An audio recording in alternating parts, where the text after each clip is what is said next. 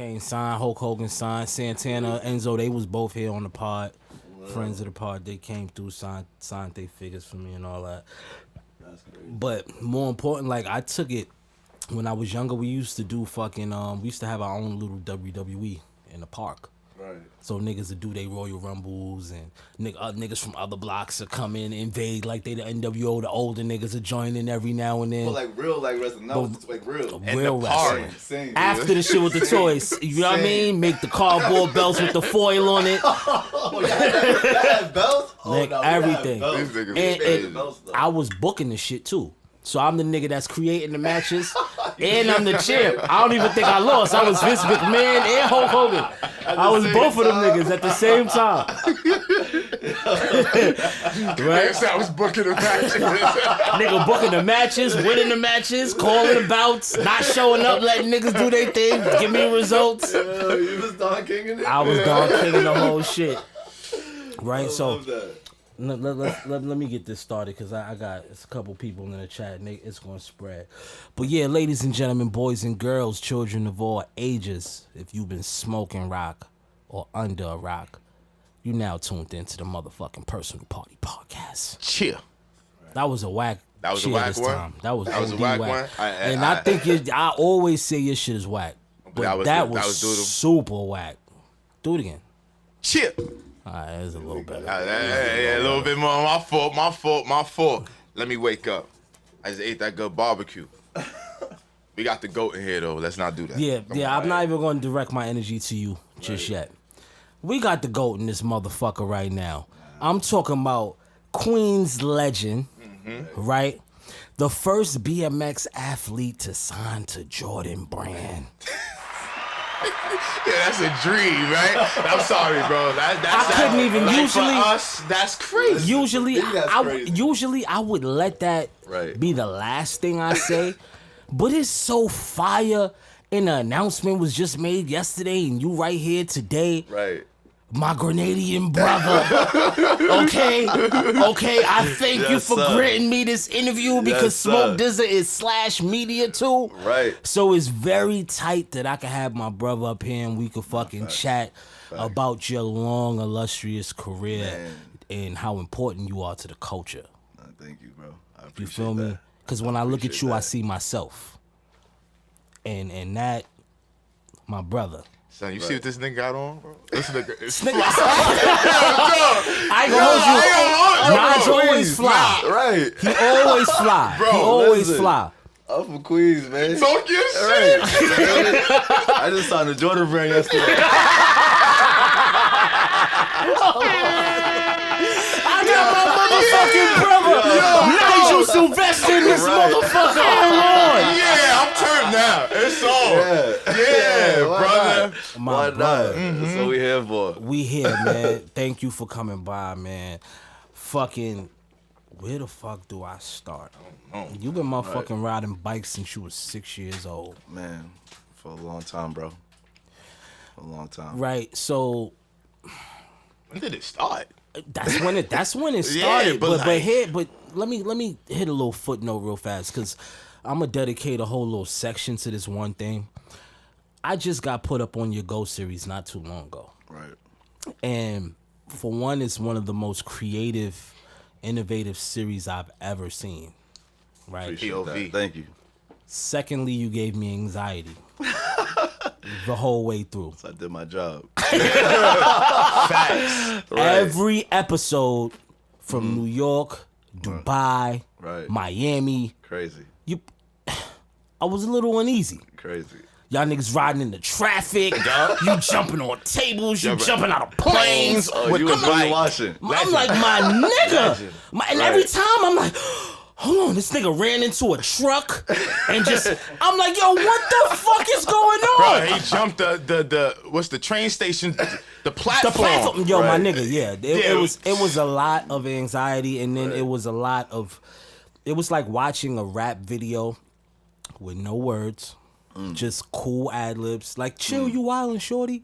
Get off the table. You actually watched it, right? I watched it, bro. Listen, like I can tell when someone watches it I because watch there's certain things that for the little things, right? Because I pay attention to details. I see it from in here. My son, Right, you feel me? my son be in Harlem. He ran into Ferg in Harlem. You know what I mean? And Right? fuck the That's Apollo. crazy, You know what I brilliant. mean? You with our brother Greg Una. Right. Shout That's my out, bro. Shout out to the bro Greg. We bro. gonna get into Greg too, but I just had to say that because I had so much anxiety watching that. But let's rewind back to the beginning of your journey. 6 years old, Right. falling in love with bikes. Walk me through that. Man, that's just like you grew up in New York, right? Like you understand what it is. Like the bicycle is such an important tool, right? Just to get around your neighborhood. Word. To get to your first transportation. Your first mode of transportation is your bicycle, right? To get to the corner store, to get to the park, go ride out with your homies, whatever the case may be, the bicycle is super important. And even before that for me, like I was just a very curious kid, bro. Like, and I remember just being in my grandmother's driveway, bro, and my older cousin Jody just putting me on a bike, and me being that young and watching him fix bikes and like work on bikes and wanting to like impress him and like wanting to be accepted. Like as a kid, you look up to like your like older cousins, older brothers and stuff. And you want to do something to impress them. And I was like, man, like what can I do to impress them? Like I'm gonna go super fast on my big wheeler and just like lock the wheel up and see what happens. You know what I mean? And that was a crazy day. I remember like it was yesterday, bro. We were in like the driveway and he's fixing the bike and I'm on my big wheeler, man, and I'm pedaling super fast. And I just locked the front wheel up and the back slid around. And I was like, oh, that felt great. And I seen his reaction. And that's what it really was. It was seeing his reaction. I knew that I did something cool that he appreciated. So let me do that more and more. Bro, by the end of the day, like there was a hole in the wheels because I was just up and down all day, just like in the driveway, sliding around, man. And like, that's what like the love, like for like bike riding, that's what was born for me, man.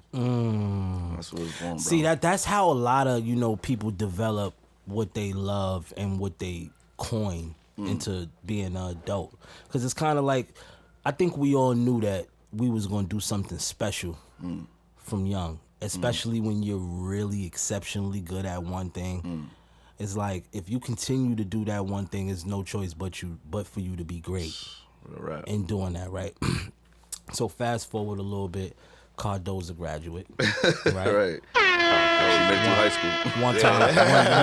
One time for Queens. Right. I had a friend, my man Michael Cardona. Shout out to Michael Cardona. He went to Cardoza also. Right. He played ball. See, Right. a lot of my Famous homies either went there, went to Old Hollows, went to Cardinal Hayes. Right. You know what I All mean? those Rice. Rice, you right. know. And closed a Rice lot of down. them niggas. I really didn't know that. Yeah, they closed Rice for a down. I minute. know that. A lot of them niggas played basketball. That was their one thing, right? Did you ever play basketball, or was it always like you went to school and you was the guy for being like you knew it? Did they know you for that back then? I did everything, bro. Right? So we used to play ball at my boy's Jordan's crib. So 225 American Queens, like he lived right in the corner. And we used to play ball in there, and we was like backyard warriors, right? Because he had like the slim driveway, and on one side it was grass, and the other side it was the house, and the house was white.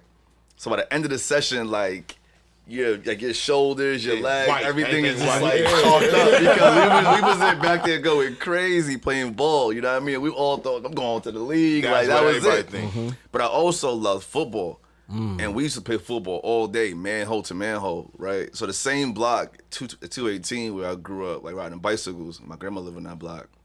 I used to play football in the street. So I'm older cousins, older brothers, they was, like hand the ball off and just run. You know, I was super quick. So I played a bunch of different sports, man. And I actually tried out for the Cardoza basketball team. Didn't make it.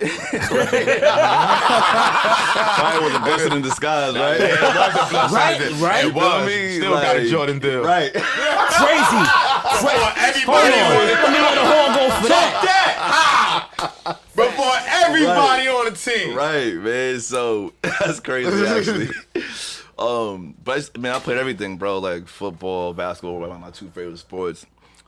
But like the love for bike riding was always there. You know, I would ride my bike from my crib to my homie Jordan's crib, right? We would ride our bikes from our neighborhood in Laurelton to Cambria to go play those dudes in football. You know what I mean? So the bike was always present. It says the first mode of transportation, so it was always there with me.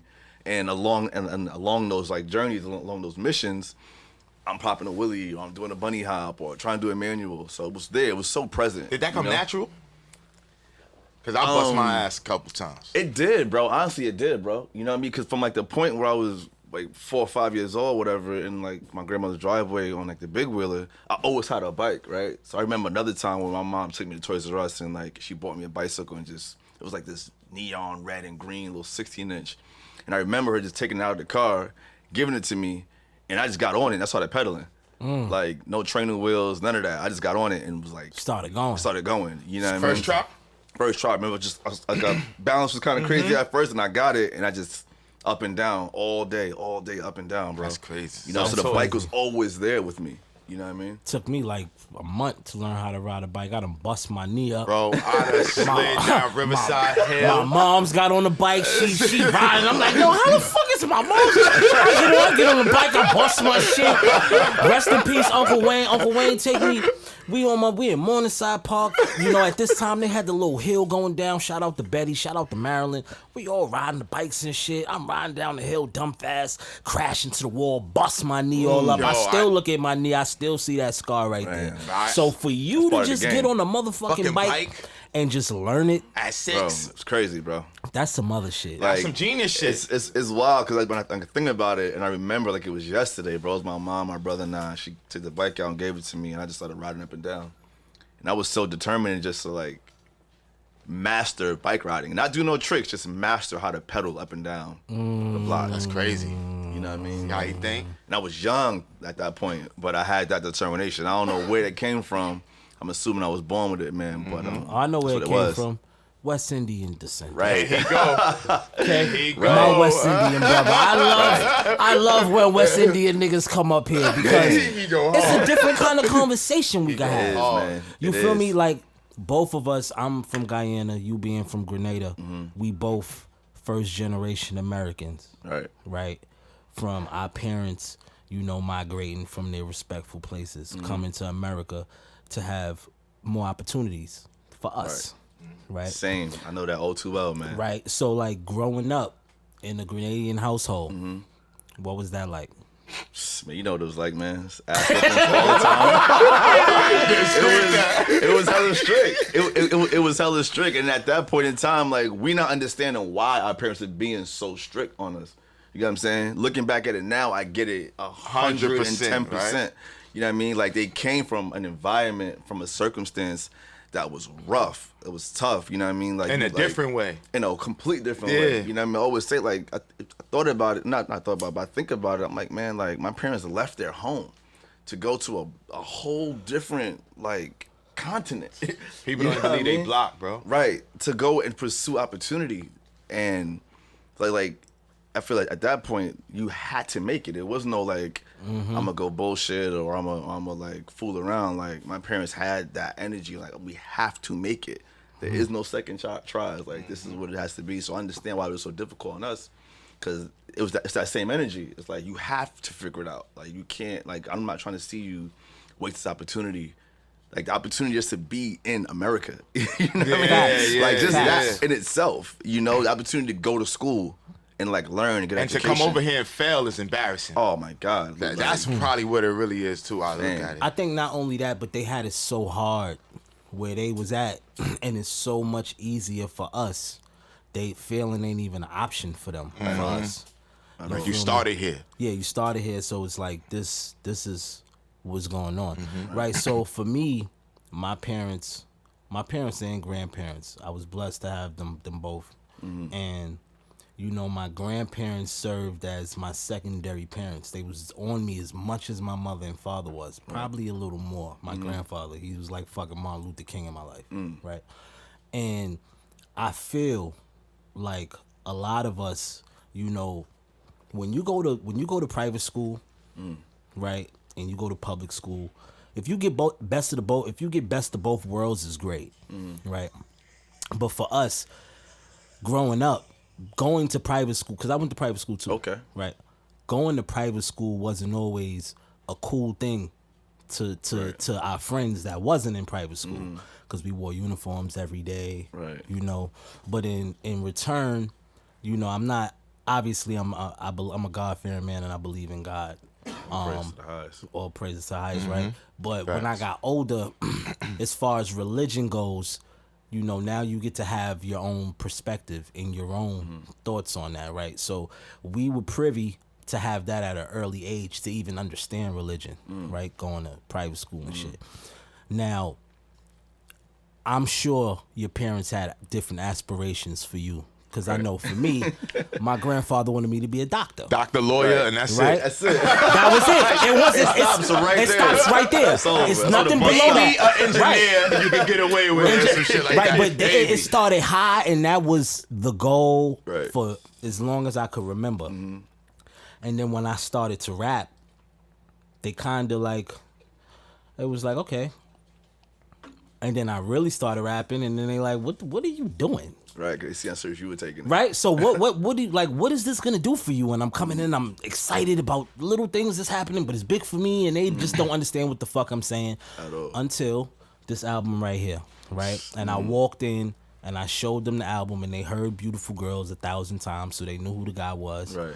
And people in Guyana knew who Sean Kingston was, right? That must be major for Right, you, bro. right, Wow. right. Imagine. So I walk in with the Sean Kingston album, give it to my mom's, open the credits, and I'm like, what's this name right here? And it's my name. And from that moment, she was like, okay, Smoke Dizza.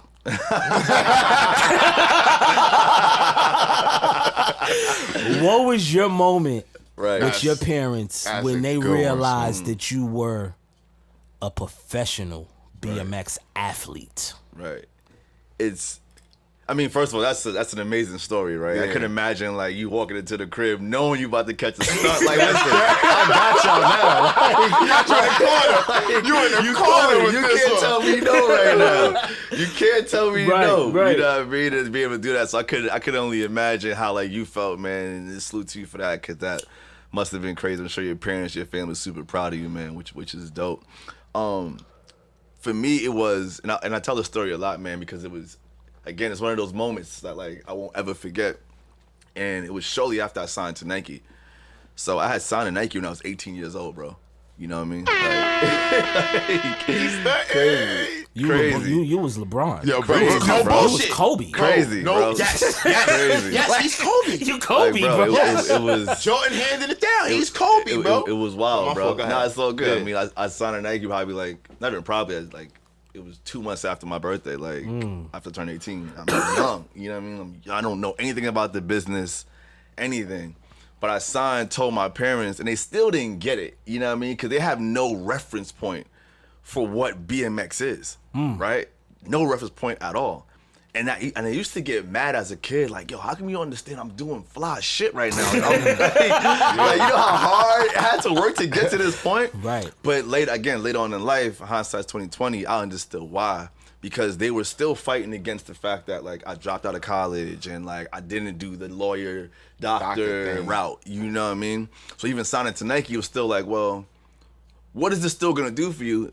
Because they still didn't know. They didn't understand and have that reference point, man.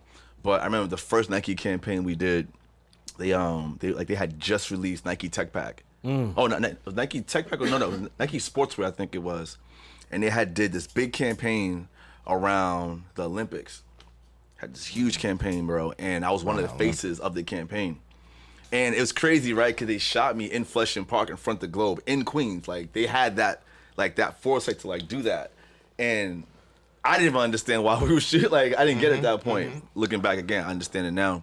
So, like, they shot the campaign. I didn't know when it was coming out, what was happening really with the campaign. But one of my boys, he lived on Houston and West Broadway in those apartment buildings right there on, like, the northeast corner Downtown, of it, all right? right. Right. Yeah. I'm trying to do the math in my head, like the northeast corner. And he had called me one morning. No, he had sent me a photo. And from his apartment, it looked fake. You know, his cell phones aren't what cell phones are today, so the camera quality is terrible. Exactly. He sent me the photo. I was like, yo, what is this? Right? And then I called him, like, yo, like, what is this? He was like, yo, this is a huge billboard outside my window of you. I was like, no way. So I ran into the city, seen it. I was like, wow, this is crazy. You didn't even know? I didn't even know. You know what I mean? Like, it's crazy. I didn't even know they were doing this type of campaign. Now, I shot, but not, again, I just signed to Nike, so I'm not really understanding the whole like business what's behind it. Yeah, you know what I mean?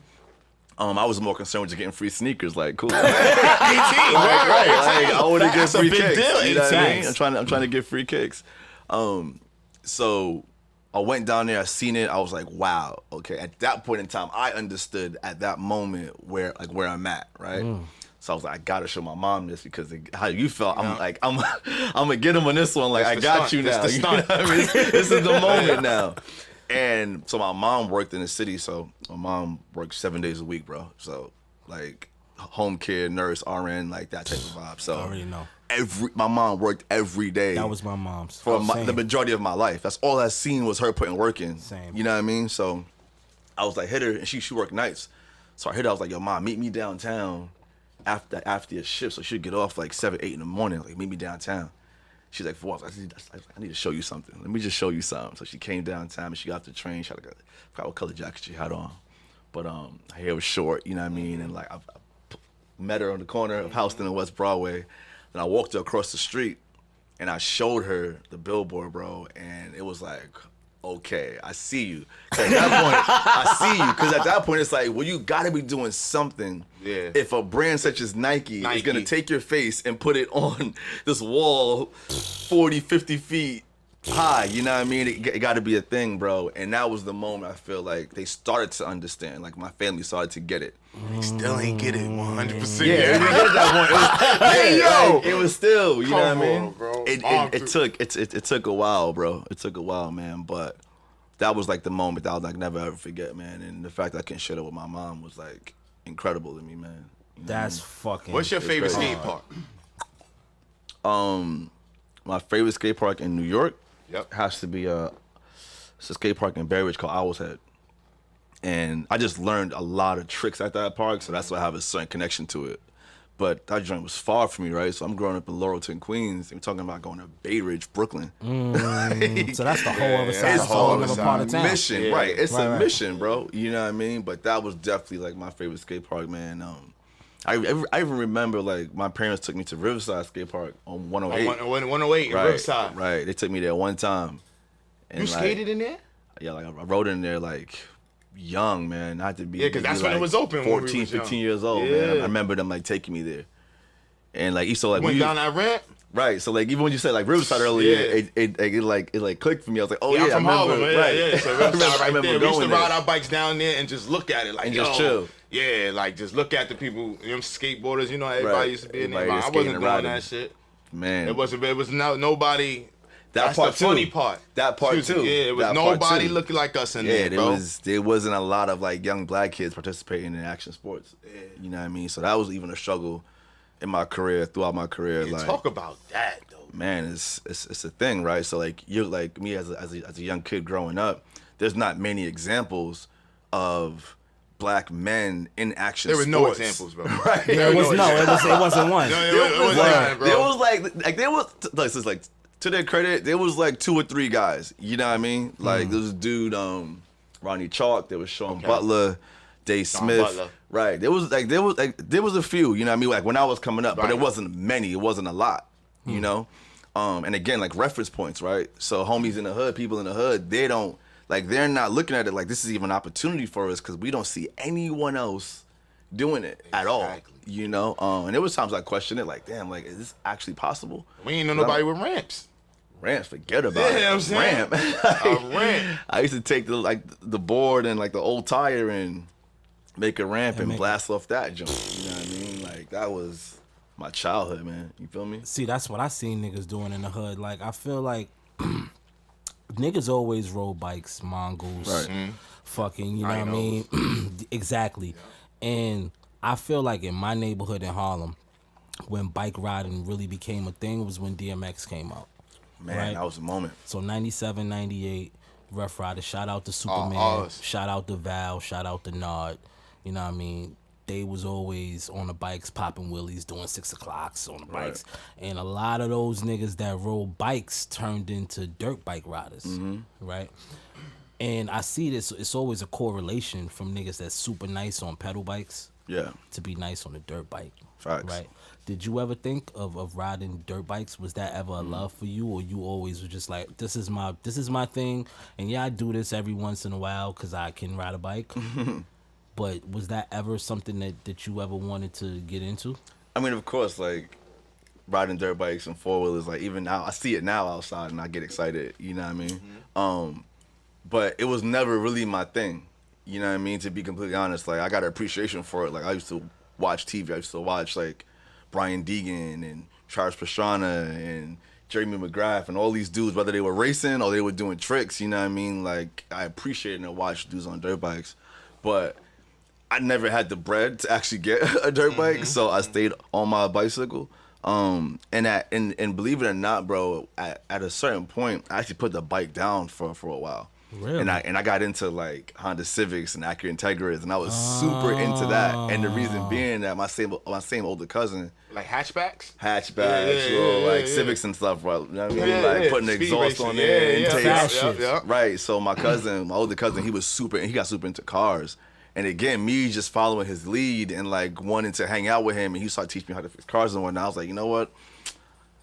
Fuck the bike. I'm about to just like get a Honda Civic. You know what I mean? That's crazy. That was like my like mission, but then I just couldn't. You know what happened too, bro? Like, I wasn't old enough to get my learner's permit. And I was like, you know what? I got frustrated and I got back on my bike. Yo,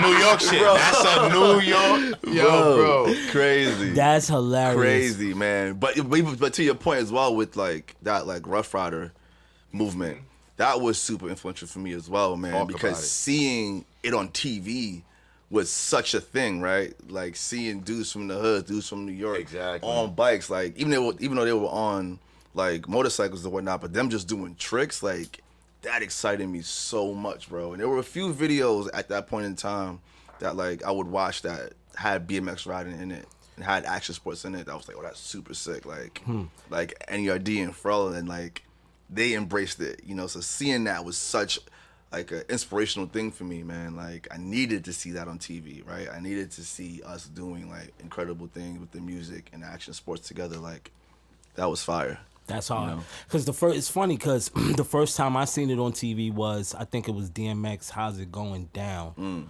That video, because my man Rob was in the video. He fell. He was the nigga that popped the willy and fell with the purple shirt. My man Nard in the video, he throwing it up. You know what I mean? So that was like the first time that I seen people embracing us in the culture for doing that, and I always thought that was dope. So to my understanding, right, I hear Shadow Jordan 1s is your favorite sneakers. Well, were your favorite sneakers to ride in? I mean, those had a nice run for me.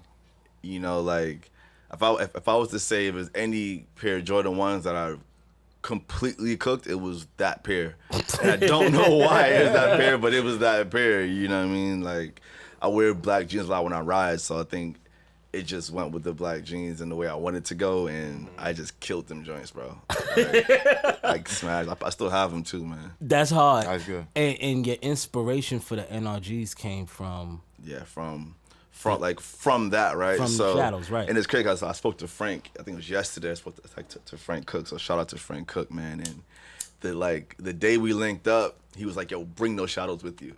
I was like, "You sure?" He's like, "Yeah, bring them with you." You know what I mean? I was like, all right, cool. Like, and I brought him with me, man. He was like, I love it. And I was like, all right, cool. Like, I'm with it. And he really guided me through that process, man. Gangster. You know what I mean? So was this had to be before you did the Air Force Ones, right? So you had the limited or the custom Jordan 1s and the Air Force Ones dropping the same year. Right. It dropped a month after each other. And how old was you then? 19? Nah, this was 3 years ago, bro. Oh, this is right. This is recent. So this is no. See, because I got my notes fucked up. Right, I'm just thinking. I'm thinking the sneakers that you love riding in and I'm thinking about that and saying it's all. Yeah, nah. I'm high. I'm a high. Yeah, nigga. this is recent, bro. So even before I started riding Jordan 1s like that, I used to be in Dunk Highs like crazy. I was riding in Dunk Highs every day, nonstop, and that was my vibe. And then I was like, let me try riding in Jordan 1s because they were a little slimmer of a silhouette, which is like what I wanted. And then once I got into those, it was history after that, bro. Connection. Yeah, it was. Yeah. I loved it. Now, how the fuck does a BMX athlete score a Jordan sneaker? Bro. Now that's the part, because it's like, all right, cool. You know, I know a lot of cats that's nice in doing shit. But the exceptionally good ones get a different kind of attention, right? And you're one of those guys. So is this you approaching them or them approaching you? I think he connects with the culture, Man, like, again, like, it was Frank Cook was the bridge to make that happen. So I mean, I'm gonna always give credit when credit is due. You know what I mean? Like, it was a dream and like an idea and a vision of mine.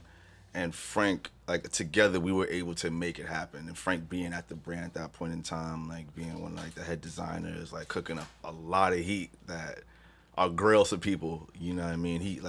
He understood what was happening in the streets, and together we were able to make that happen, bro. You know what I mean? And it was a moment, bro. And I feel like the story connected with people so much because prior to that shoe coming out, it was probably 6-7 years of just watching me ride my bike in Jordan 1s. You know what I mean? Like, every photo, every video, every time people see me on my bike, like, I was in a pair of Jordan 1s, killing them. People couldn't believe it. It's like, yo, why would you even do that to these ones? But it just felt supernatural to me, man. So I feel like building that up for that long, once we dropped the shoe, it just made so much sense to people. It's like, cool, I get it, because I watched you do this for so long, you know? And then having the brand believe in it and see it as well and be like, okay, this story makes sense. Let's push it out to the world. Like, this synergy, man, like, it was... I feel like it was destined to happen type shit, you know what I mean? Like a vibe. Right. So like what Show said, you know, you're important to the culture. And I agree. Appreciate right. that, So, you know, we covering the BMX lane. Right. We covering culture, heritage, right? We ain't finished with the BMX lane. No, we still it's the interview is far from over. There's still a lot of shit to cover, right? But I wanna still sway into fashion a little bit since we on sneakers. Right. Format. Right. Format. Run us through that. Right. So it was Nigel Sparks, which is one of the homies, the homie Cheech Don. We had two other partners, Sean Welch and Sean Ewan and myself. We all sat down and like came to an agreement that we should do boutique in Queens that was like an extension of the things we love and things we appreciated. Streetwear, sneakers, BMX, like it just made sense. And we did it. You know what I mean? Like, we didn't wait for anyone to tell us yes or no.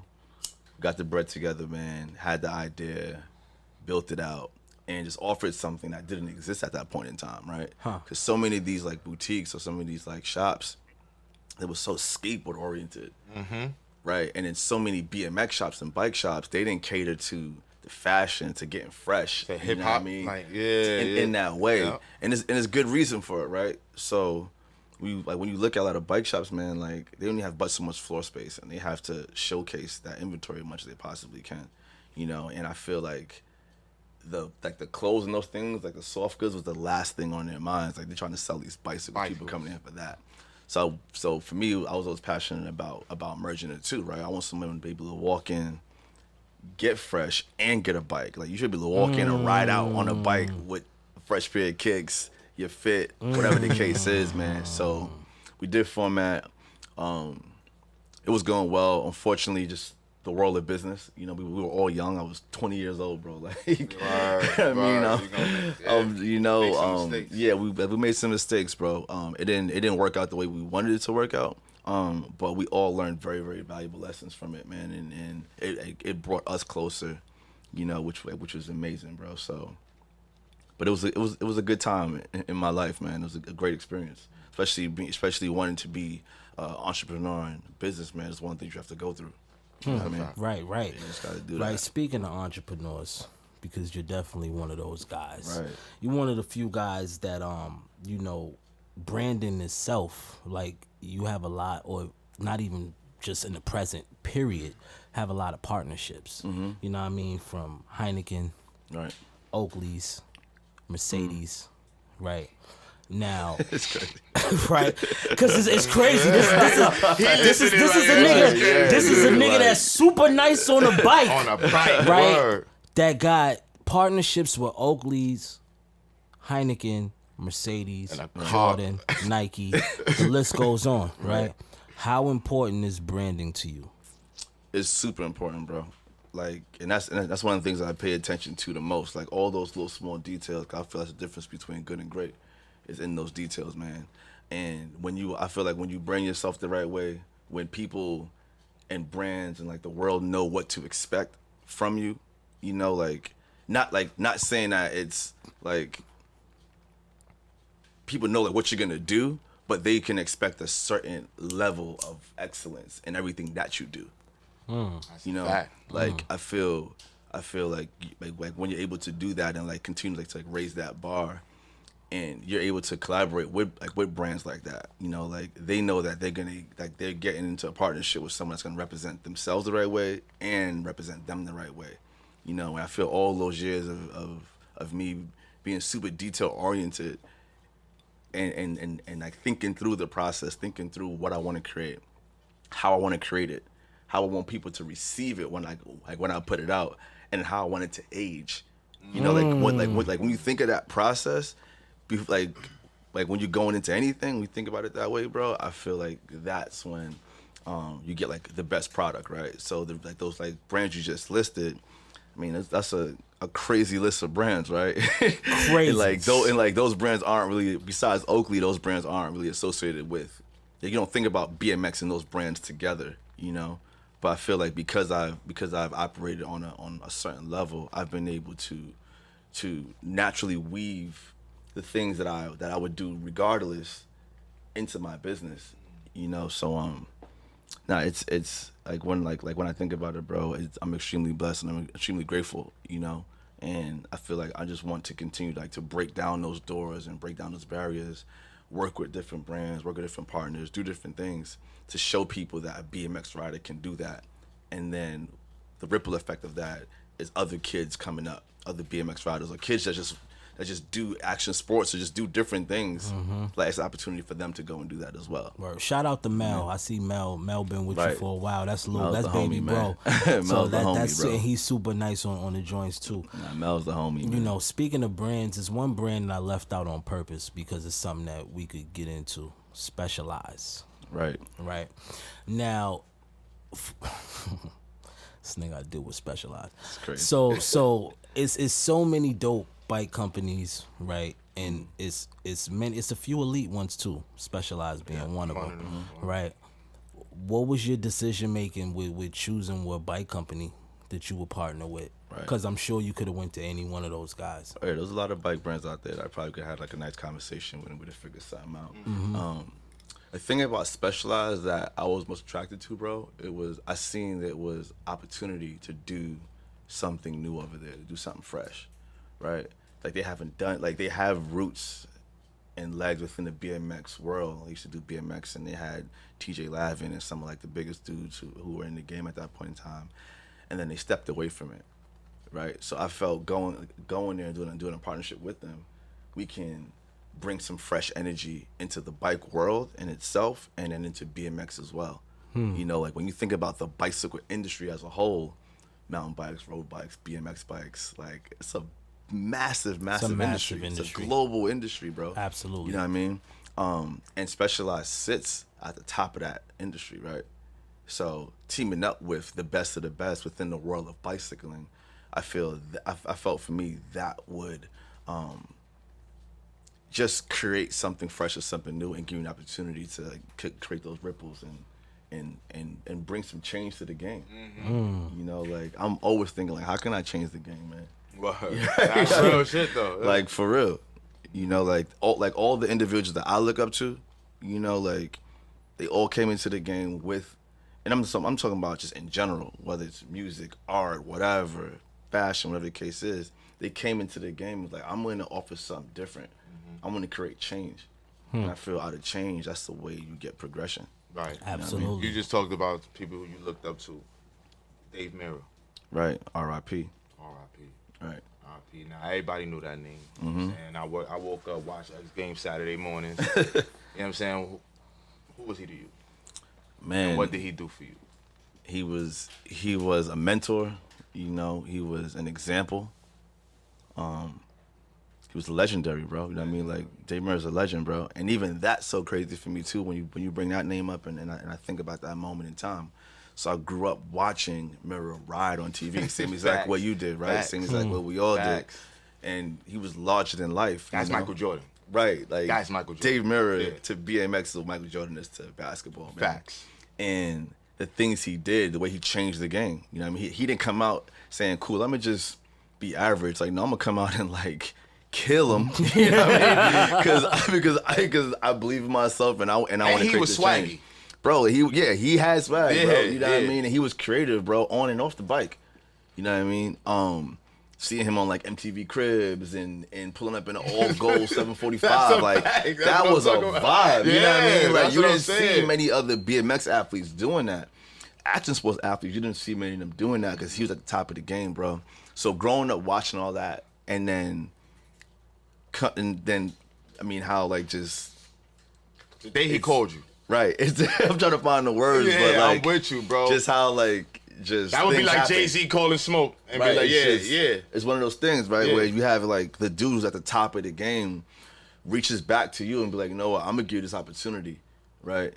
And at that point in time, like him and I probably met like once or twice, so we didn't have that like rapport yet.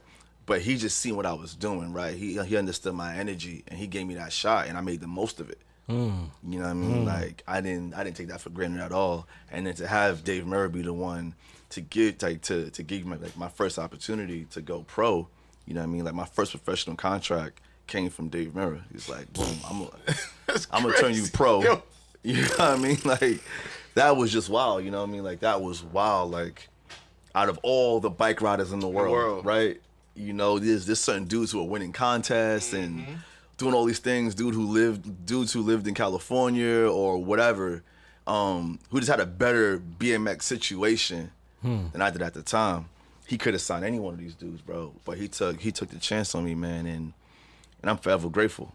You know what I mean? Hard. Like just even having access to a dude like Dave Mirra, like at that point in time, and being able to call him and ask him certain questions when things got rough or I didn't understand certain things in the game, man. It was a true blessing, man, for real. That's hard. Like, That's crazy, hard. man. You hear that, kids? I'm gonna let you get you because you in the groove. I like that. You hear that, kids?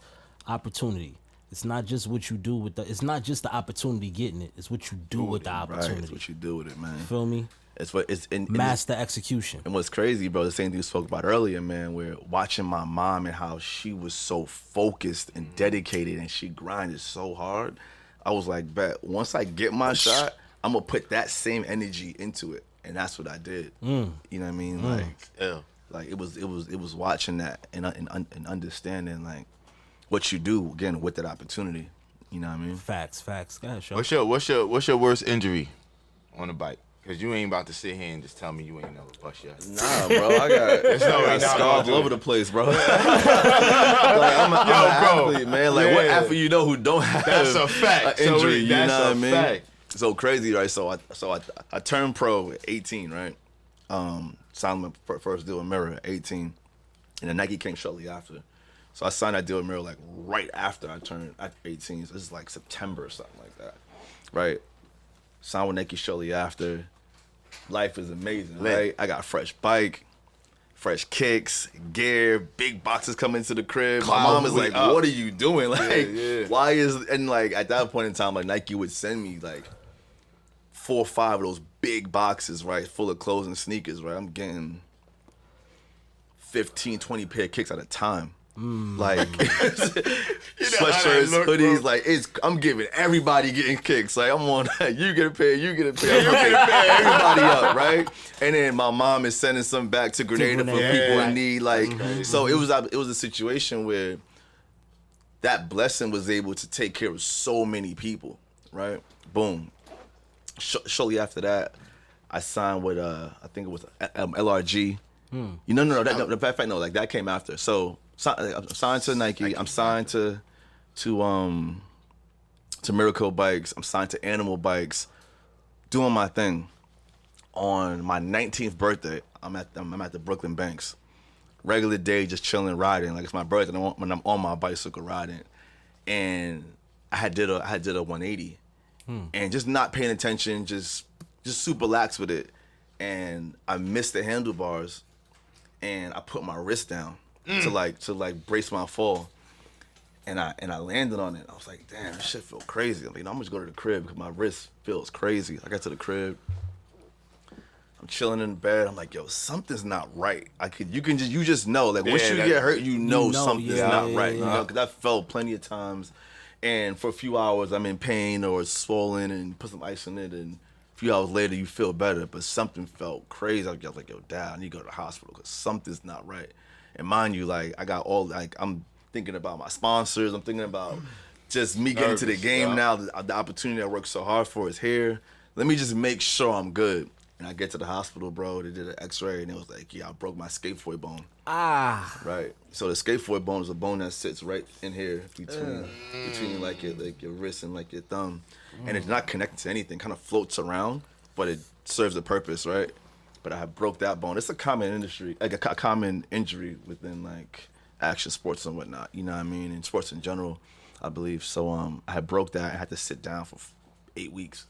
Shit. And I had a big ass cast on my arm, right? Like I told the doctor what I was doing and where I was at. He was like, you know what? I'm gonna put so you won't be able to cast. Do nothing. You can't do anything, and this will help you properly heal up. You know what I mean? So I had this big cast that started here on like the right where like my knuckles are, all the way up to underneath my underarm, bro. And like uncomfortable. That shit sucked. And it's still like summertime, like end of August. You know what I mean? And like got this cast on. Shit itching. I'm putting powder down there, the hanger. I'm like, get this thing off of me, man. But I would say like in regards to answer your question, like the worst injury, like that was probably like one of like the worst injuries that I had, but it was also a blessing in disguise, man. Sitting down for that 8 weeks, right after going through this life-changing experience of turning professional, I needed that time to sit down and recalibrate where I was going, what I was doing, and what just happened. Because I turned pro and it was like, I gotta turn up. I gotta go ride even harder now. I need to be out every day. I didn't take that time to sit down. But after that happened, it forced me to sit down. And I reevaluated a lot of things that I was doing and like how I wanted to elevate and be a professional BMX athlete. And a lot of the things I thought about at that point in time are things that I've done throughout my career, things I'm doing now, you know what I mean? Fire. Yeah, it was fire. It was crazy, man. Right. So I want to get back to the Go series. Right. So, you know, hearing that story, now I know why you're so daredevilish. Because you don't care. You're not afraid. You're like not afraid.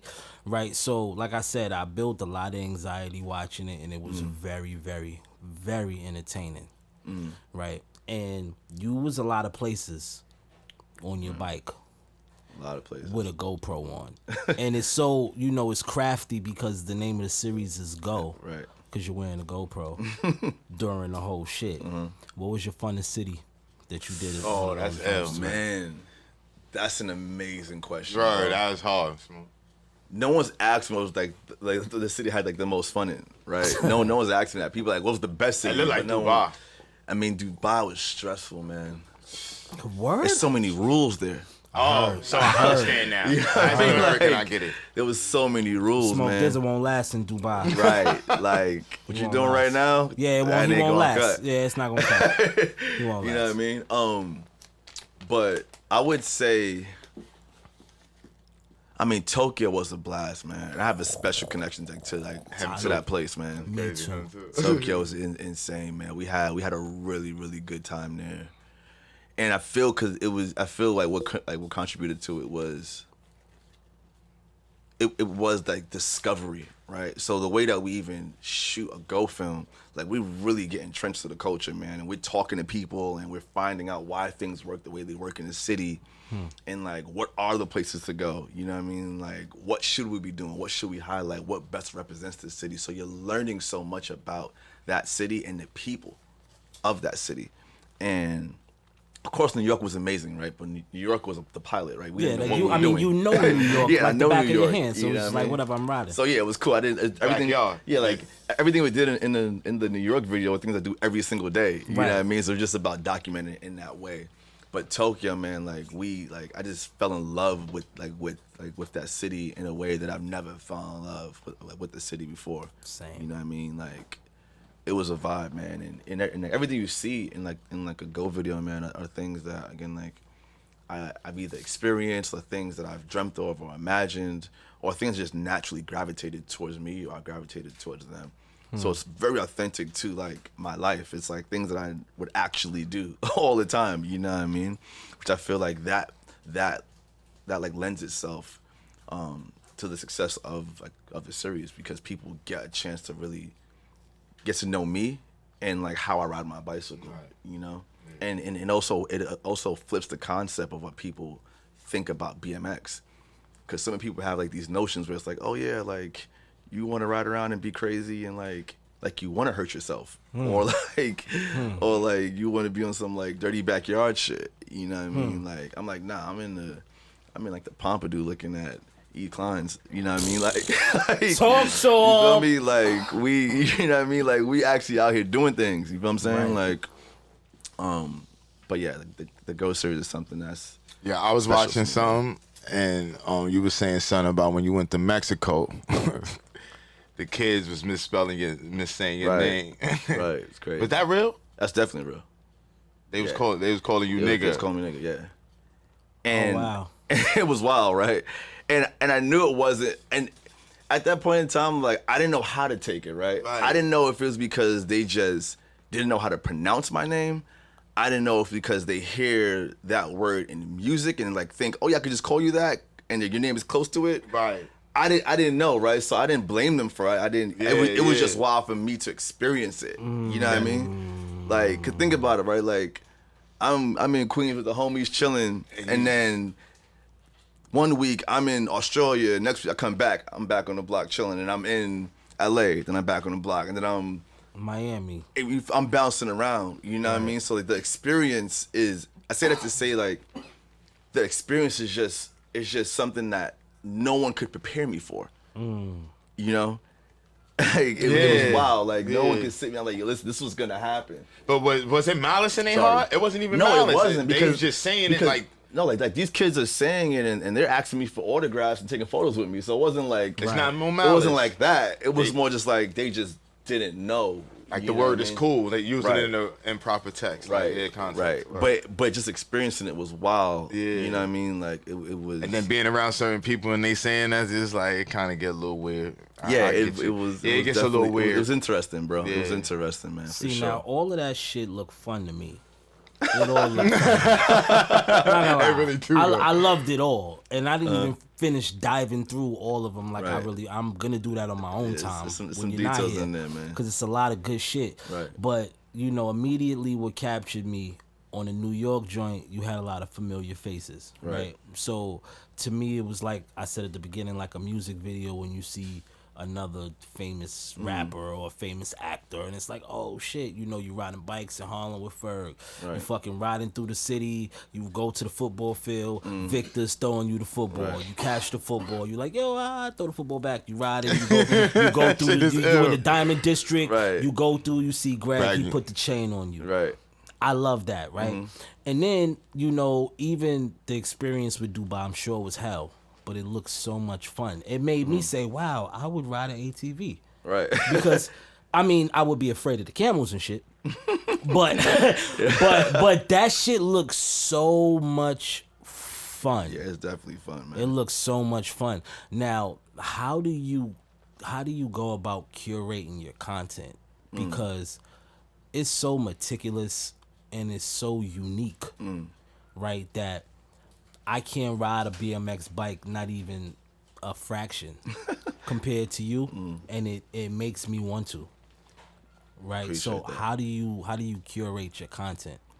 Man, like I obsess over it, bro. Probably the same way you obsess over music, man.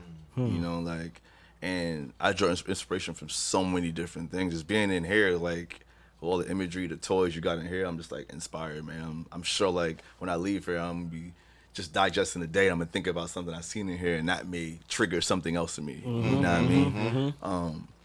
And again, like I was saying before, like a lot of what happens in the Go video is just things that I naturally do in my life, right? So even Ferg. So Ferg and I met, I was shooting a Gatorade video. This was I was sponsored by Gatorade. I was shooting Gatorade. I know this all sounds crazy, but this is really my life, though. That's ill, bro. So I was sponsored by Gatorade for like 6 years, and we had did these videos called Go All Day, actually, which inspired the Go videos. And we had shot this scene in Bob's Bar. You know what I mean? And the reason why I even did that is because that's what we would normally do. I'll go out and ride, go chill, and go to Bob's Bar. Wow, right, you know what I mean? Or we end up at a Santos or a Sway or whatever the case is, right? So, you know what I mean? Which is an amazing era. The Sway days was so crazy. So I was like, bet, let me just take what I normally do on an everyday basis and put it into this video to show people what my life is like. It's not just me riding my bike all day. It's that part, but it's also I'm gonna go over here and hang with the homies. I'm gonna go hang out over here. Fast forward, I was shooting this video, this Gatorade video. This is the last scene, and Jay West pulled up with Ferg. Wow. And I think it's before Ferg was even rapping, bro. You know what I mean? Pulled up, and they were in the video. That's the first time Ferg and I met. Wow. And we just clicked. You know what I mean? Like we was into the same things. You know what I mean? Like, and I'm doing my thing, and he started to do his thing, and we both started to bubble up, right? And when I was doing like the Go video, I was like, I gotta get Ferg in here because I love the music. We're homies. Like this is what I naturally do any which ways. Like we'll go kick it, go chill. Ferg into BMX and he bikes. fuck with the bikes. Right. Ferg could actually wheelie and like wheelie. do his thing. You know what I mean? Bikes for sure. So I was like, if I'm gonna do this video, let me put Ferg in the video. I kind of have to. Like it's only right. You know what I mean? And I want to showcase my community, the culture, things I'm into. I want to like share that with the world. So that's how Ferg ended up in the video. You know what I mean? Same thing with Vic. You know what I mean? Like I'm like, yo, I love football. I grew up playing football. If I do this football scene, this video, yo, Vic, you gotta be in it. You know what I mean? And he showed up. And that's a lot of times how it happened with the video, bro. Like people just love the film series, man, and they show up, you know what I mean, which is amazing, which I love. You know what I mean? And it's all love, you know what I mean? Right. And shout out to Queens. Right. One time for all my Queens niggas, right? Shout out to Q. Now, I say that to segue into my next thing because it's a few Queens, a few influential Queens people, man, that, you know, like we say Harlem stick together. I feel like it's the same thing with Queens. Right. And I'm going to start with this one person, Greg Una. It's my brother. When and how did you meet Greg? So at the time, Greg and I had the same manager. Oh, wow. And that's how we met. We were both being managed by Hawaii Mike.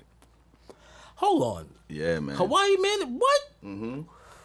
That's my nigga. I never knew that. Mm-hmm. Wow. Hawaii and Clark had a management company. Clark Kent. Shout out to DJ Clark Kent, man.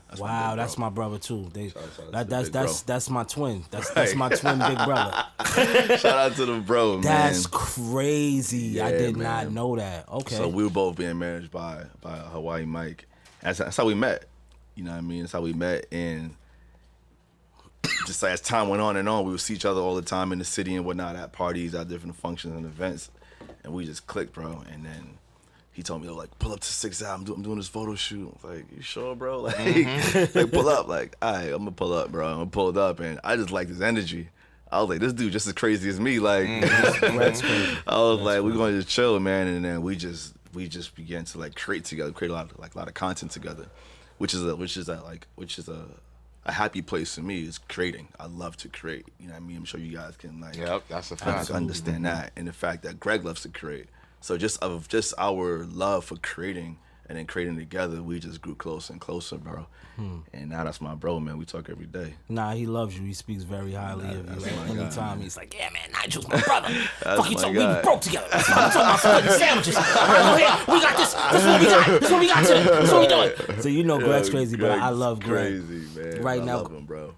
Going down the Queens line, it's another influential Queens person that I'm honored to have a friendship with. I spoke to him, a couple days ago on FaceTime. Ronnie Feig.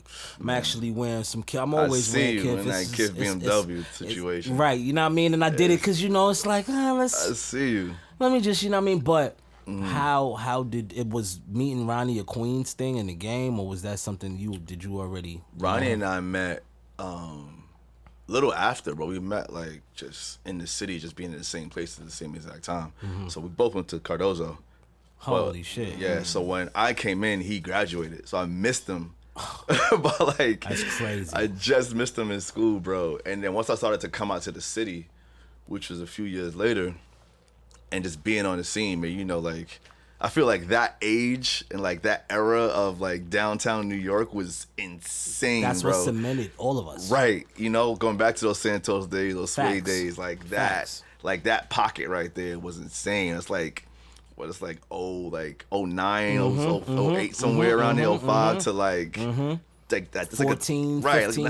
Like, nice little span in between there. Nice little 7, 8 years in between there, man, that like, you would just go out and you would just see everybody. You know what I mean? And we naturally just see each other a bunch and just befriended one another. And I remember when he started Kith, like in the back of Atrium. It was just the back. You know what I mean? I remember him doing that, went in there and whatever. And we just clicked like that, bro. And we just had like a mutual respect for one another. The fact that we both was from Queens, both went to Cardozo. Again, into like the same thing, we see each other downtown, you know what I mean? And that's how like that like formed, man. And to see what he's built with that brand is insane, bro. Like, he's somebody else that got multiple brand partnerships and right. Just the shit he was just telling me, I was just blown away. Like, what the fuck? It's wild, bro. You know, craziness. Like, his attention to detail, you know, like that's the difference again between like just being good and being great, you know what I mean? And what he's built, man, it's affected the world. Absolutely. You know, absolutely. And to see some of like the give back things he's doing now, the things he did with the Mandela Foundation and whatnot, man, like that's beautiful. You know, it's very beautiful, man. And we speak all the time, bro. So that's a big bro. It's a constant source of motivation and inspiration for me. You know, seeing like what he's built, you know, and we've collaborated multiple times on different things, and you know, it's just dope to have this amazing conglomerate of friends. First and foremost, who are just like everyone's doing their thing and everyone's like fueling off of one another. You know, it's a very beautiful thing, man. Right. You mentioned, you know, some of the things Ronnie does for the neighborhood. And I want to key in on one thing that I thought that was super cool that you did. Bike rides for Black Lives. Yeah, yeah, man. I thought that was super fucking dope. I know they be hating on you, man. I'm sorry, man. I know they do, man. You get a little hate. And then to be 100%, bro, like I got onto Bike Ride for Black Lives after it was formed. So like the homies Nige, Carver, and Tory, they formed it in LA during like last year when everything after like the George Floyd assassination, you know, that was terrible. You know what I mean? Terrible. But they formed it shortly after that, and using the bicycle as a vehicle for therapy, for exercise, for communication, And then like they formed that ride, and I was watching them do it on the gram, and I was like, yo, listen, I gotta get involved with this, man. And they were bringing it to New York, and I was like, listen, you gotta bring it to New York, man. I gotta get down with this, man. And we brought it here, we did it. We had an incredible turnout. You know, everyone had an amazing time. We rode about like 20 miles, you know, and it was for like a really good cause. Like we like raised some money and like be able to contribute to that much needed change that's constantly happening right now. That was a very, very beautiful thing, man. Shout out to Erica Ford. She came out, supported. You know, she's a Queens legend herself. You know what I mean? Always getting back to community, always present in young kids' lives, which is needed. You know what I mean? So that was an amazing opportunity to be part of that movement, and that also gave me extra motivation to start my own foundation. You know what I mean? Which we recently launched a few months back. You know, and it's focused on those same things, right? Using the bicycle as a vehicle for change. What's the name of the foundation? It's Nigel Sylvester Foundation. Nice and easy for you. Right, which is crazy. Like we announced it on Good Morning America, and that was like a moment. Like it was a vibe, bro. It was crazy, man. And I feel like to go back to one of your earlier questions, man. Like that was a moment where my family understood what time it was. Like, oh, okay. Good Morning America. I'm on Good Morning America. Look, Channel 7. Yeah, I'm on Good Morning America this morning. Like I'm doing bunny hops and bar spins on TV, man. It was a moment, bro. But all in all, it's for a good cause. You know, like again, we raised some money. We giving back to kids. We gave away, I think it was 15 bikes in collaboration with Specialized. And one of the things that hit me the most that day, right? So they're like the kids who showed up that morning, who were on the broadcast with me, they didn't know that we were giving them bikes. Like we surprised them that morning. So we announced the foundation, and then we gave away these 15 bikes. And the kid that was standing next to me was like, the kid's like from the Bronx. The kid that was standing next to me was like, yo, my bike got stolen a couple weeks ago. Damn. So the fact that I'm getting a bike right now means everything to me. Yeah. And it was just like, those are the moments, you know what I mean? Where it's like I'm really helping out here. Right, you know what I mean? Like that kid not having a bike to ride during the summertime. Like New York City summers and bicycles go hand in hand. You know, so being able to like just be again like a foundation who are able to give back to these kids and to be a positive force within the community, man, is super important to me, and to know how the bicycle has changed my life. You know, like to be able to hopefully give any of that, you know what I mean? Like any slice of it to a kid, man, it means a lot to me. Man, that's tight. Yeah, man. Bike culture crazy, man. Like they got chase bikes. Like think about all of that, bro. Like, you know, speaking of the bike culture, because this is a good question for you. Now we New Yorkers that grew up in New York in the 90s, early 2000s, being outside. We ain't had bike lanes in the 90s. Right. How you feel about bike lanes? I mean, no, listen, like safety first, bro. Especially in New York City, right? I was talking about this yesterday, or the day before. I think it was yesterday. When you're riding in the city, bro, there's so many elements that you have to worry about. Just on some regular commuting vibe, right? You coming down, whatever, Broadway, 6th Avenue, whatever the case is, in the bike lane, and just think about everything you have around you. You got cars flying past on this side. Lady with a stroller not looking. You got like you got parked cars on this side and people opening doors without even looking behind them. Right? You got all these different elements, potholes. We know New York City streets, the potholes are crazy. Right? You got the lady with the stroller, you got the food vendor who's coming across, like you got the messenger. You got so many things, bus. right? The taxi, like construction, you got everything. Yo, real talk, bro. You got everything coming in your way. So having that bike lane, like having that safety, like having that space on the road that you can feel a little bit more safe when you're riding, and knowing that people see the bike lane, they may consider it a bit more, consider a cyclist, I think it's important to have. Me, myself, now, on the other hand, I like being all over the place, you know what I mean? So I'm in every lane. I'm racing the cars. You know what You're going the wrong way of traffic. I'm doing all of it, you know what I mean? But that's just me and my crew, though. you know what I mean? Yeah, that's what we do. Like we love that adrenaline, like that feeling that it gives us, you know what I mean? Like being on the edge, man. Like because that y'all niggas is different. Yeah, buddy. That's a thing, man. Yeah, but buddy. God bless you. The fact that New York is thinking about cyclists, man, I think it's a positive thing, bro. Tight. How long do you think being a biker can last?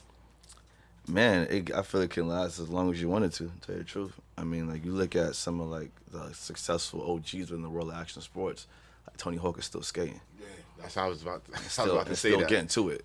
That's 50-something years old. You know what I mean? It's probably still the biggest skateboarder in the world. He did his last 720 a couple months ago. Right. He's doing videos with Lil Nas X. Like, he's still hustling. He's still getting to it. That's a fact. You know what I mean? His games is going to be forever. So, for me, man, like, I don't like to put a date on, like, when I'm going to stop riding. You know what I mean? I want to ride, like, legit till the wheels fall off. Heard you. You know what I mean? Now, there's be other things that I'm going to do within my career, within my life. I have other interests, but being around bicycles, I think I'm going to do that for the rest of my life, you know? Whether it's a road bike, whether it's a commuter bike, whatever it may be, you know what I mean? I'm going to always be on those two wheels. You feel me? I'm going to manifest something real fast. Xbox Series, new Xbox, PlayStation 5, right? Nigel Sylvester across the world.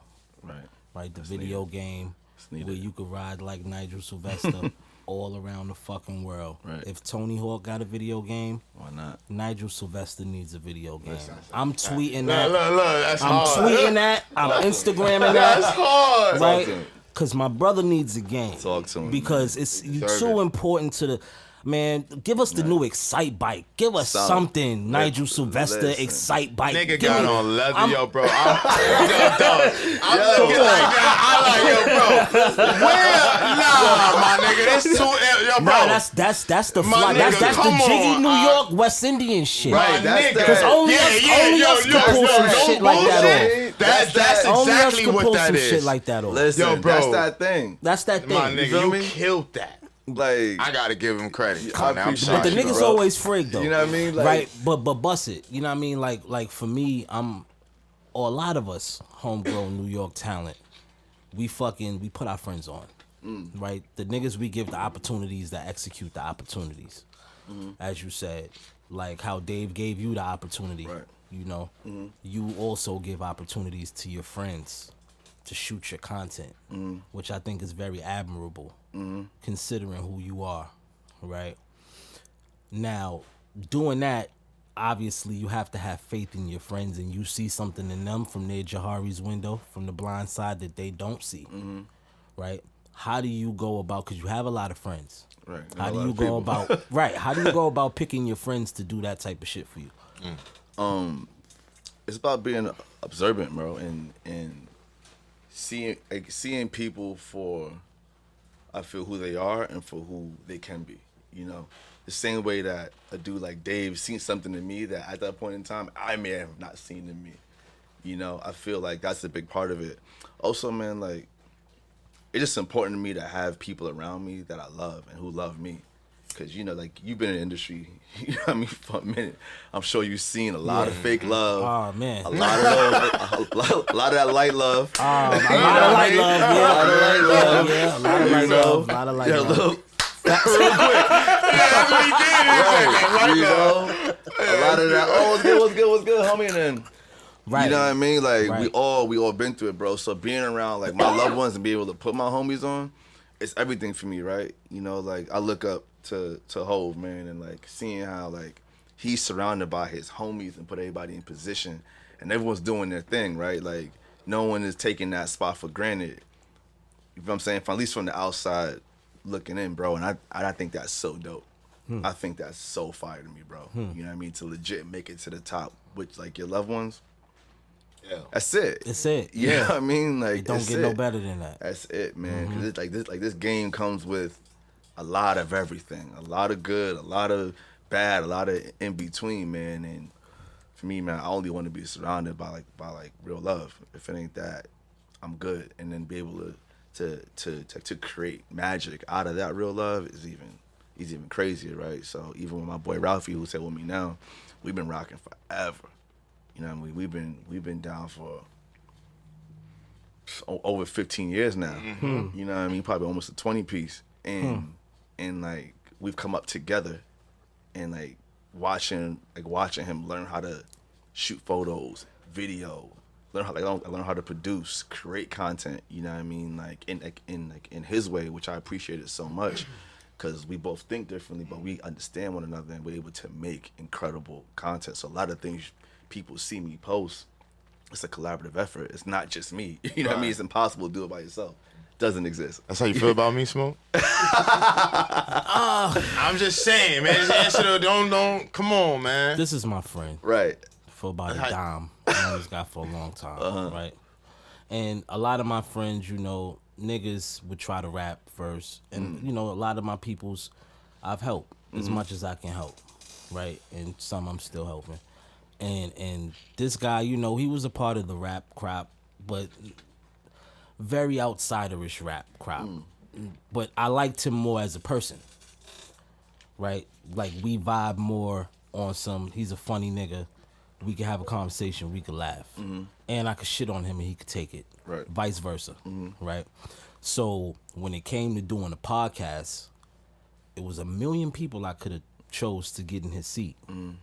But the chemistry me and him got, it made a little more sense to put him in that seat because he's ready for it. Right. In that way, right? So I could definitely... And you relax, cause I'm relaxed. Relax. I was trying to stay. I was trying not to breathe. You relax. I said, "Oh shit!" But I understand the process in doing that. But like you know, you said something that really resonated with me, and I'm gonna run with it. You know, the opportunity is just one thing. Right. The execution is what makes the opportunity worth it. For real. So you can give all opportunities in the world. And niggas could take it for granted. That part too. Right? But if you don't execute it, it's nobody's fault but yours. But yourself. And it happens a lot, bro. Right. So he's executing it. That's why he's still here. Because after the first episode, his ass would have been back on Broadway. But he's still here. He's still here. It works out. Right? So you know, before I let you go, we got this segment that we do. We got a few segments, but the other one is just so ratchet, we're not even getting into that. We got one segment that we do called Shoot the Five. Right. And Show gives you 5 names. He might have a little more because you're a special person. Man. 5 names, and you give me the first thing that comes to mind when you hear these names. Right. I narrowed it down to 5. Shoot the 5. Shoot the 5. Michael Jordan. Air. Dave Mirra. Air. Nas. Queens guy. If I Rule the World. Hate Me Now too. That video is crazy. That's hard. Your mom and dad. Ooh, love. That's it. We're gonna end it off with Nigel Sylvester.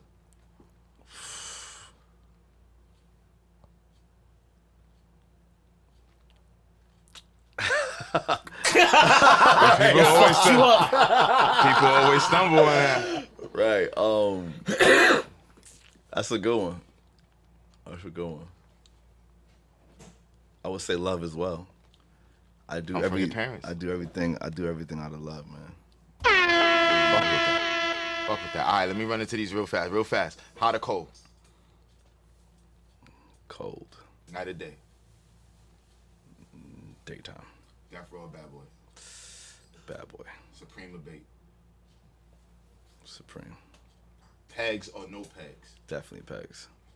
Brakes or no brakes? Definitely no brakes. Definitely. Winter or summer? Summer, man. I'm a summer baby, bro. This is the remix. Your remix was alright this time. Last time was a little better. It was a deeper meaning. It was a deeper meaning, and he answered them. You see how he said cold, but he likes summer more. We ain't gonna get into that. Smoke Dizza? That shit didn't even make sense. What are you talking about? Nigga tried to just make something make sense, mad articulate. You heard what he said. He said cold, right? He said cold, but he's born in the summer. Shut the fuck up, Sean. Shut the fuck up, nigga. That was a little trash? That was dirt. But you know what I did get out of this? The name of the episode. No breaks. Right. So, what the fuck? But you didn't say it. Our perfections are imperfections.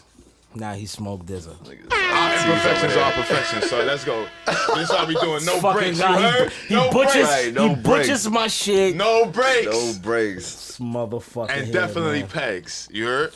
You gotta have pegs, bro. Listen, cause you gotta grind, right? And back in the day, you just put your homie on the pegs, let your joint on the pegs. Yeah, that's another ride. Facts. You know what I'm saying? Yo, it's so crazy. I'm watching, look at this Biggie photo, bro, and I know the dude who shot it. I got him that. Really? Yeah. Got me that for my birthday. That's fire. I actually shot in the same crown, bro. Wow.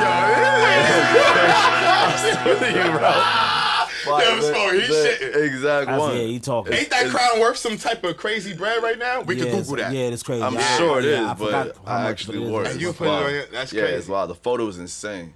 Like, we never put it out. But the photo's insane, bro. That's nuts. So what's next for Nigel Sylvester? FET, that photo. NFT.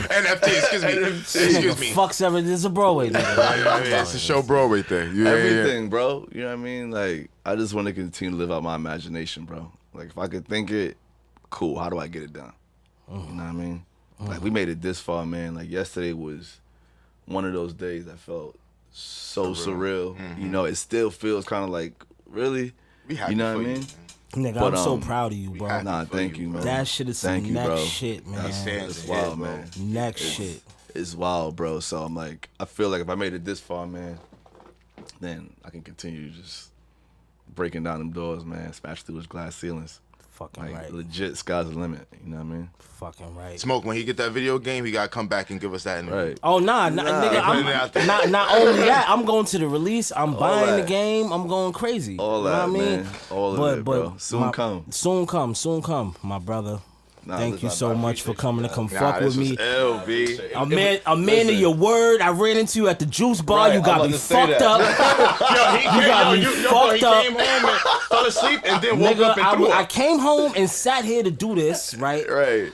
I leaned back, niggas heard I'm like, all right, hold on. I got up, I looked around, I was aggravated.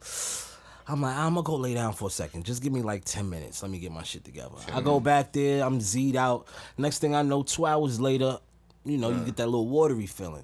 I'm like, wait, what's going on?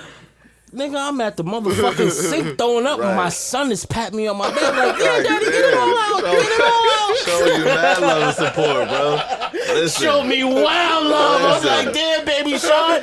I'm usually doing that for him, like, frustrated, like, this nigga tapping me on my back like, it's all right, daddy, it's all right. I'm fucked up from leaving the juice bar, fucking with Nigel. That juice is nothing to play with, man. Nothing to fucking play with. Shout out to Jocelyn, man. Nah, fact. Shout out to time for Jocelyn, man. But it was super dope. Like, we had met that day too, man. I just came from a photo shoot, and then the squad went to the juice bar, bro. Right until like, oh yes, it was perfect. It was perfect. You know, it was crazy. I told you, listen, I got a big announcement. I wanted to be the first person to talk to. I want to be you. You know what I mean? Right. Not little did I know. Remember I told you, right? Yeah, and I'm glad because we were supposed to do it yesterday, and you were like, nah, bro, trust me, Friday. Yeah, like, trust me, I got it's a better day. Trust. Yeah, man. Yesterday was crazy for me, man. Oh my God. Right. Yeah. And the personal party gets the first interview one more time. One more time, man. We got the motherfucking first BMX athlete signed to the Jordan brand. Wow. You niggas played ball your whole life. You never had a sneaker deal. You shit me? Never. I don't give a fuck how good you could dunk, nigga. You never had this, nigga. Crazy. I don't care what school you went to, nigga. Hold on, and retros. Fuck you talking about? And retro. And the retro. And retro. And the retro. And the retro. Look, man. Damn, my nigga. He got the retro. Crazy. Yo, my brother. Hey, yo. We just want to keep killing them. That's it. We want to keep Much love and respect, bro. Nah, thank you, man. Thank you Likewise. for passing through and coming to fuck with us, man. Likewise, man. What's that stupid? Oh, wait. Before I let you go, I almost forgot. You dropped so many gems on this episode, man. And you're so much of a walking gem and a testament to somebody that chases and execute their dreams, right? Now, I have a lot of dreamers that you know that are in my congregation, in my chat live on Twitch right What's now. What's going on in the chat, man? You read no comments? They saying Nigel goated. Nigel's for the people. Salute. What's his craziest Bmx trick? Can they see that you was glad when you landed? Oh no, they see. But wait, before I even ask you for your gem, I got a question from one of my guys. Right. They said, "What's your craziest Bmx trick that you were glad when you landed?" Wow, that's a good one, man. This is one trick I did years ago. I actually found the clip recently, but it was a crooker grind to tail whip. So basically, and I did it on a rail. So basically, it was it's your back left peg and your front right peg. So you're sitting on the rail crooked. And then out of that crooked, I jumped out and did a tail whip. That's crazy. And it takes power. Yeah, it was a lot, man. And it was so crazy because I had flew to California maybe a handful of times to try to land it. And it took a minute because the spot wasn't right, energy wasn't right. So after landing that one, that was a really big moment for me, man. You know what I mean? Nuts. Wow. Somebody else said, "How did the LV bike come about?" So at first I wanted to do I was at a point where I was man, how do I take my artistic expression and put it on the bike versus using the bike to physically express myself. So that was the original thought. You know what I mean? Let's make the bike the canvas versus using the street as the canvas. You know what I'm saying? Because when we go out to ride a staircase or a handrail or a ledge, that's our canvas, right? That's our canvas, right. That's the medium in a sense, right? And I use the bike to go and express my thoughts. Exactly. So I was how do I elevate my bike now and do something really cool with it? So at first I was I want to ride my bike in all leather. And that was the original idea. I would do all leather wrap bike. Ooh, that'd have been hard. And then I actually watched one of my favorite movies, probably my favorite movie, Paid in Full. Right. Talking to Harlem guys. Right. And that's what inspired. I see the Dapper Dan right here. You know what I mean? Shout out to Dap. Legend. Uncle Dap. Right. So you had the Eric B and right, Kim J right there. So it was that I was you know what? What if I do it in a crazy leather material that people would automatically recognize and elevate the value of the bike? So that's where the LV came from. You know what I mean? Hard. Last question from the guys. One of my guys said, "Those standing on me pedals was fire." Right, them dunks. Right, and then they said, "Would you do another dunk high?" Yeah, I'm definitely doing another dunk high, and it's crazy because that dunk high, Clark Kent and I created it together. Which even that that you moment keep going, kid. Was crazy. You know, because Clark again when I first signed to Nike, I met Clark at a Nike Town event. You know what I mean? And Clark again, his family being from the West Indies as well, he see me and was he gets it. I get it. So I'm gonna put you underneath the wing, and I'm gonna protect you through this, which he has from that day, and we speak all the time. You know what I mean? That's the big homie. Drops gems on me. He's a mentor. So once I had the opportunity to do that shoe, first person I called was Clark. I'm yo, I got an opportunity to do a dunk high. Need you. And we drove around the city, went to the Garment District, looking at materials, went to 21 Mercer, looked at materials, went in the back. I think Mal, Izzy was back there. Shout out to Al, Mal and Izzy, you know what I mean? And we looking at materials and whatnot, and we found the new buck, we found all the different materials, man, and that's how we created that shoe, bro. It's crazy. And that was a crazy moment for me as well, man. They shooting them now. They shooting them. Nah, he said, my man, yep, I remember that. Nah, that's hard. That's hard. It was wild, man. And actually, Ralphie shot the photos for the campaign, and we were in LA with it. It was a vibe, bro. You know what I mean? It's legit. when people say it takes a village to raise a child, you know what I mean? Like, there's so many, not so many, but there are very important people around me throughout my career who were with me from the beginning, who are still with me now. And I feel like I owe them so much, you know, but I attribute so much of my success to them helping me get my visions out. You know what I mean? Gangster. Yeah, they going crazy. They like, Hard, I can't wait for your next endeavors. Right. I mean, I think we all feel that way. Gonna cook, I man. think we all feel that way. We in the kitchen right now. Right. But bust it. You know what I mean? Like I said, I got a lot of dreamers in my congregation, and just a lot of dreamers that, you know, that follow what we do. And before you get out of here, I want you to leave a gem for anybody chasing their dreams. Wow. That's a good one as well, man. I can just share the things that I do on like a daily basis, man. Like, you gotta stay committed. You know, you gotta stay committed when no one else believes in you, when things get extremely challenging, staying committed, you know what I mean? Like, and executing. And going back to those details, man. So many things are in the details, bro. Like, and that's just a few things I use to approach like every day. Check the details. You know what I mean? Gangster.